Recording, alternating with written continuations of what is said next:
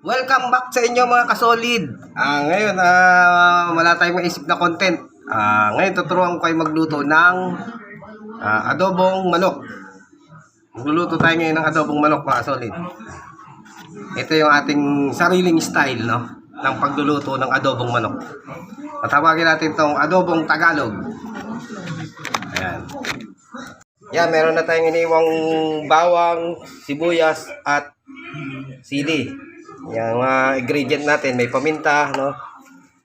At ito po yung ating 1 kilong manok.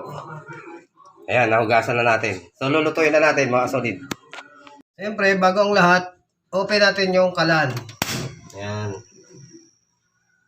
Open natin yung kalan. Painitin lang natin yung kawali. And pag mainit na, lagyan na natin yung mantika o oil. Yan.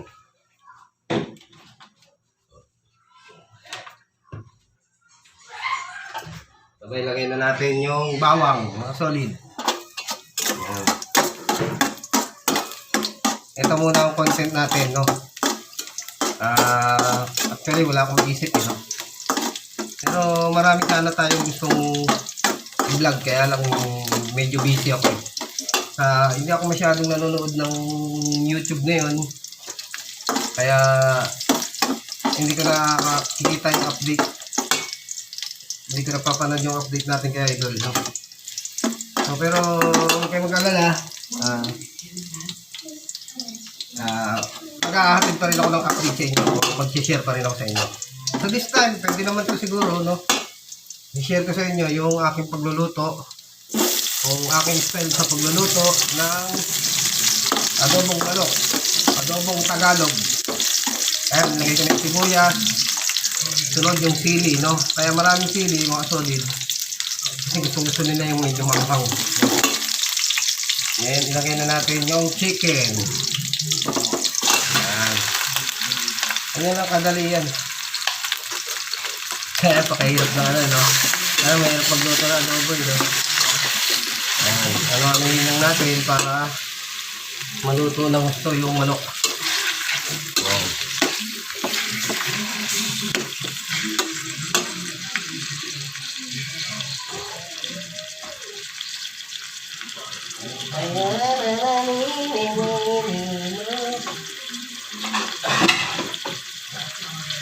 Takpan muna natin, solid.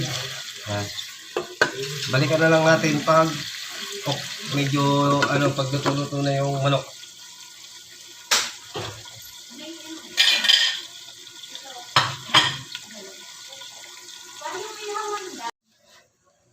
Yan, balikan na natin yung ating niluluto. Ayan, malambot na yung manok, no? After 5 to 10 minutes, yan, palambutin nyo yung manok. No?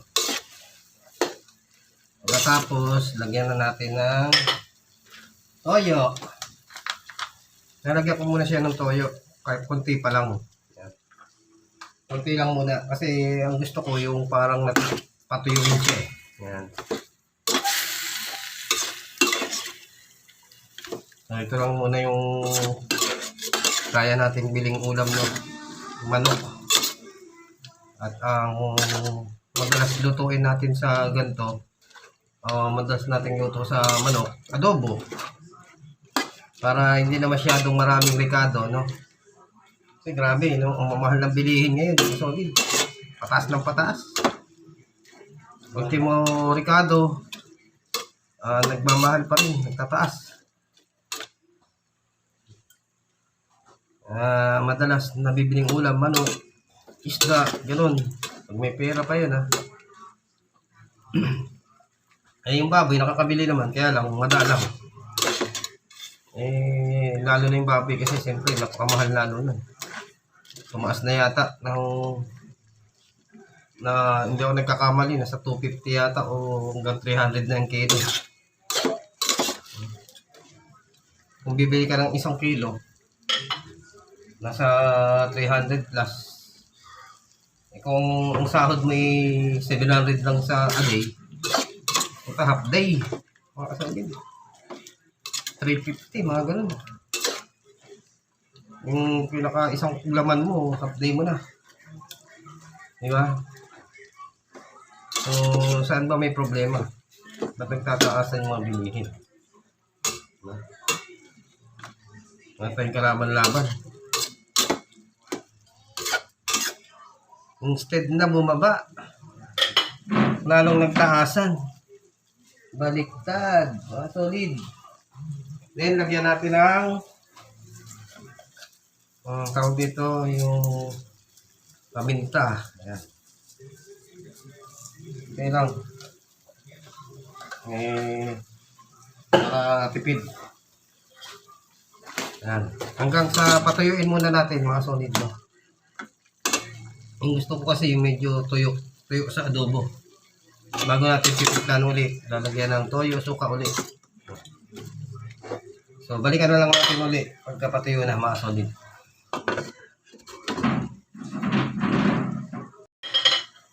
Yan, balik tayo sa ating niluluto. Ayan. Medyo malapit ang matuyuan, no? Ayan. Konting oras na lang. Ilang minuto na lang siguro to. Malapit na siyang matuyuan. Yung parang gusto ko kasi yung parang patuyong adobo, no? Ayan. Kaya lang medyo matagal. Medyo maraming konsumo sa gas, no? Pero kahit hindi siya masyadong tayo, no? Okay na yan. Mahirap na maubusan tayo ng gas. Ayan. Mahal pa naman ang gas, mga solid. Okay. Lagyan na natin ang toyo ulit. Medyo tuyo na yan eh. Okay na yan. Yan. Tapos, suka. Oh. Ayan. Then, halu-haluin uli natin. At, lagyan na natin ng bechin. Ayan, grabe, no? Yung maalang bilihin, no? Wala naman tayo magawa. Kahit batikusin natin ang batikusin yung mga dapat na may responsibility na para tayo ay matulungan o yung mga nakapwesto, no? Kahit batikusin mo ng batikusin yan, wala yung pakialam sa ating mga walang pakialam sa taong bayan yan. Pansarili lang nila yung kanilang iniisip, yun. Kaya ang payo ko na lang sa inyo, tip ko na lang sa inyo mga solid. Yung iba, kung walang hanap buhay, no? Huwag kayong sumuko na maghanap, makakahanap din kayo ng napapasukan nyo, no? Either magsimula kayo sa helper, gano'n.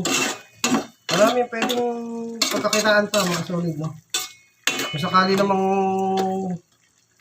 wala talaga kayong mapasukan, may mag-self-employ kayo.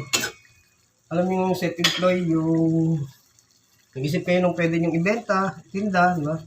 Para kumita kayo. Talagang meron kayong pagkakitaan, di ba? Marami naman pwedeng itinda, no? Basta legal. Huwag lang yung illegal. Hindi tayo pwede dyan.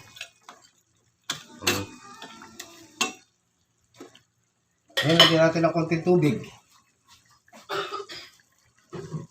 May asok bakahol dun, ah. Ayan.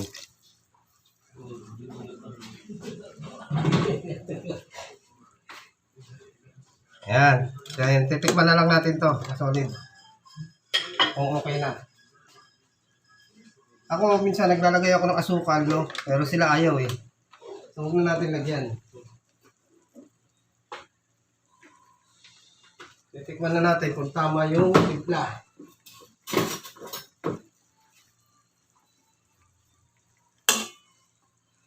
May bechin na to eh. Parang medyo maasim ah. Parang kulang ng toyo. Lagyan natin ng toyo. Ayan. Ayan mga solid. Basta yung tip ko is ano yun kahit pa paano baka makatulong din sa inyo yun. Wala kayong ibang nagkakitaan, maghanap-hanap kayo ng yung pwede nyo itinda, ibenta, mga ganun. Either yung makakain, o basta marami naman pwede na tayong maisip, no? Kung magkaroon kayo ng konting halaga, puhunan, di po ba? Kasi wala rin talaga tayong kalaban-laban sa pagtaas ng mga bilihin, no? Sa araw-araw na gastos. So, walang ibang paraan, walang ibang tutulong, kundi sarili lang natin, no?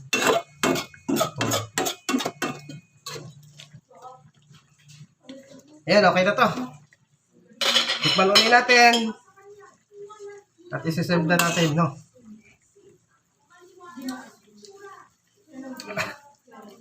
Yan, pwede na. Solid.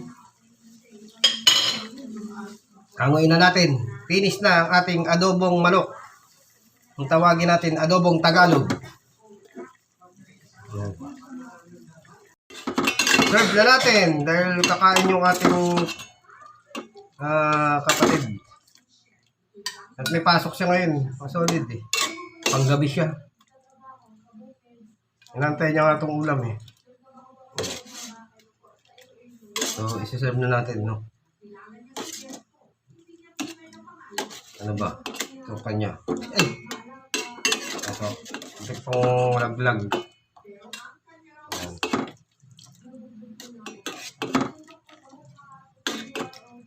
Yung sandok ng sabaw. Saan siyang gamit eh. Yan. Samahan nyo kami kumain mga solid. Kain tayo. Yan. Ito na yung ating adobong manok. Ito yung kung tawagin adobong Tagalog.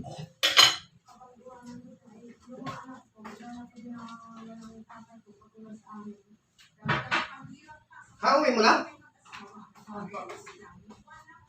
Anong oras na uwi nyo? Na-serve na natin yung ulam natin na adobong manok. Ayun, kumakain na yung kapatid ko. Ayun, kumakain tayo. Solid. Solid. Ayun.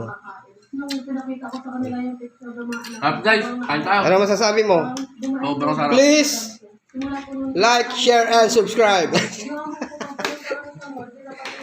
Kain na, mga kasolid. Yan, inupa ka na, oh. Tayo na malupit. Ikaw, anong masasabi mo? Please like, share, and subscribe. Mga solid, hanggang dito na lang ang ating video, no? Yan muna yung ating content ngayon, no? Kasi medyo matagal-tagal na, may 2 weeks na yata akong walang upload, no? Kaya need natin mag-upload sa ating YouTube channel. Kaya lang, nag-share lang muna tayo ng pagluluto ng ating paboritong ulam. So yun, hanggang dito na lang. Thanks for watching. Bye-bye. God bless you all. Subscribe na sa GMA Pakita Bears YouTube channel. Don't forget to hit the bell button for our latest updates. Ting, ting, ting, ting, ting.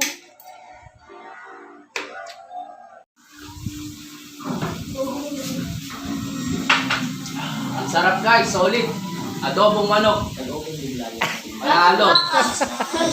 Shoutout kay Ronald Tabs. Happy birthday. More birthday to come. Kuya, baka i-ano mo rin. Ay, mama.